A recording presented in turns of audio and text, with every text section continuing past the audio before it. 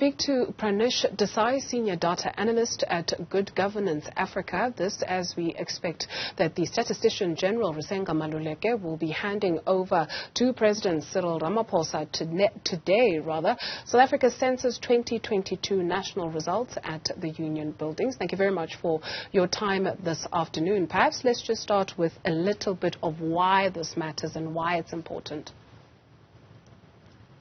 Good afternoon, Juju. Great to be with you and your viewers today.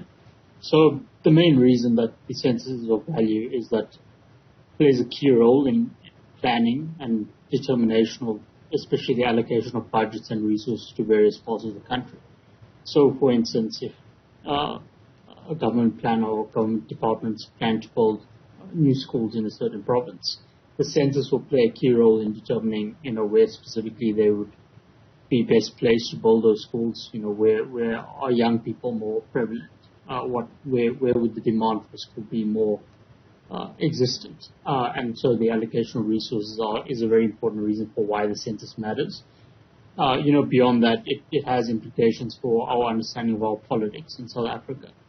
One of the defining trends in South Africa's political landscape, for instance, is growing urbanization and an increasingly younger population that has political implications in South Africa. So in addition to its value as a planning and management tool, it also gives us more insights into the state of South Africa as it is today, and therefore gives us more of an idea of what we can potentially expect in the longer term.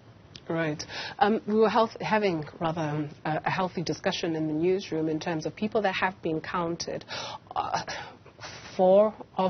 Four people mentioned that they were not counted this time around. I do wonder if you were counted, and if so, what does that speak to? Maybe you can help us break down how it actually is done and the credibility of the census.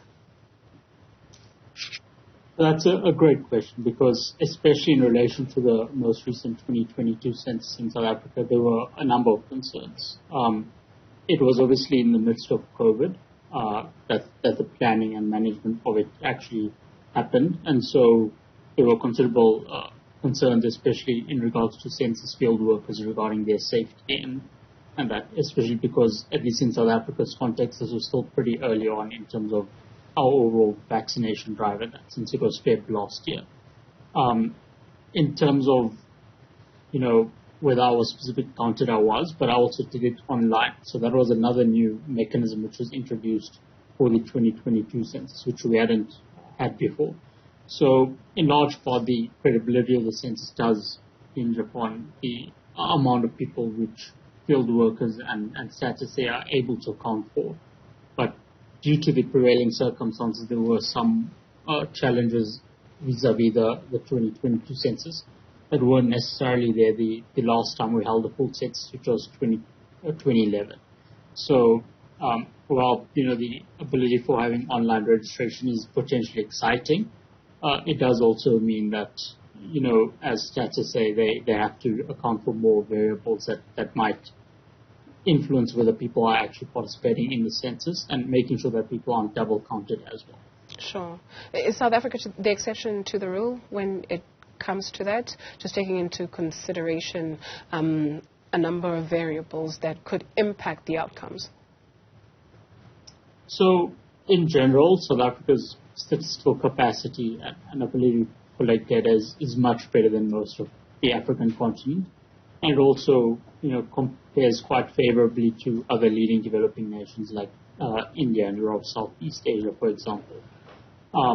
Naturally, there will be lags in terms of how we compare to the developed world, especially in terms of how much our census process is reliant on field workers specifically, and not necessarily an online thing. But that's also a function of the fact that technological access is a bit less in South Africa than it is in the United States or the United Kingdom, for example. In terms of how regularly we run censuses, we pretty much, again, also in line with global trends there.